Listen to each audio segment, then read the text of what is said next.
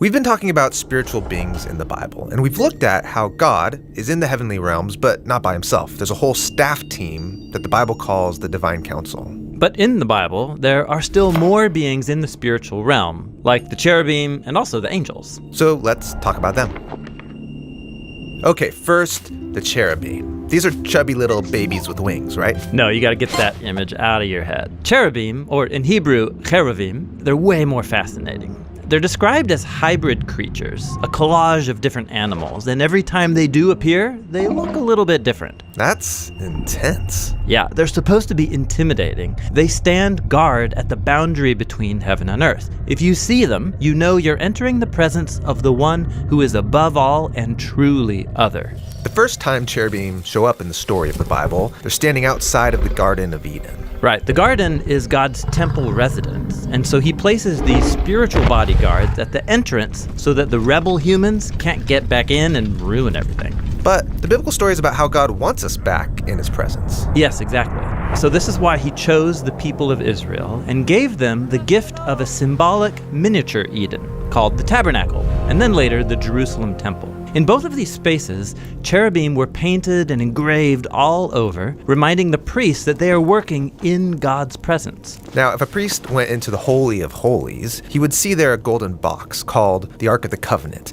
and on it were two cherubim. What's going on here? Well, the biblical authors describe the ark as the footstool of God's throne, which the cherubim are carrying. Like we read in Psalm 99, God sits enthroned above the cherubim. But there was no actual throne above the box. Right, the Israelites weren't supposed to represent God with any physical image. But when the prophets had visions about this space, they saw Yahweh sitting on his throne. Okay, so cherubim guard the sacred space, carry God's throne, but why do they look like animal mashups? Well, they're symbolic representations of all the creatures of the earth, because they all belong to God. This is why in Isaiah's vision, all of the creatures are singing, everything that fills the earth is God's glory. Like a choir. Yeah, through the cherubim, all creation offers praise to its maker. Great. That's the cherubim. Now let's talk about angels. I'm way more familiar with them, human-like figures with feathery wings. No, wait, stop. Angels in the Bible don't have wings. What? No wings? No angel wings. In fact, angels are often mistaken for people because they look like us, just a bit more impressive.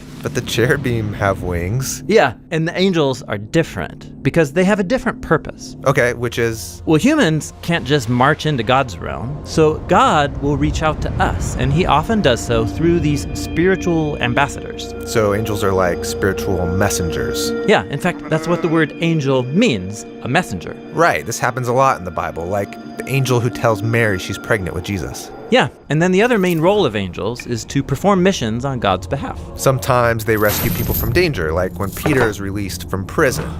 And there's some really cool angels, like Michael and Gabriel. Yeah, the name Gabriel means God is my power, and Michael means who is like God. But also notice, these names point to God, not to the angels. Like humans, the angels are images of God's presence and power. But still, how cool would it be to meet an angel? Yeah, and maybe you will, and maybe you already have. But no one in the Bible is ever encouraged to go looking for angels. And when angels do show up, people are usually puzzled or freaked out. So, angels are really awesome, but they play a supporting role in the Bible. Yes, because God's ultimate purpose is to bring humans back into his presence in a reunited heaven and earth. And in the meantime, he uses angels to guide and to serve his people.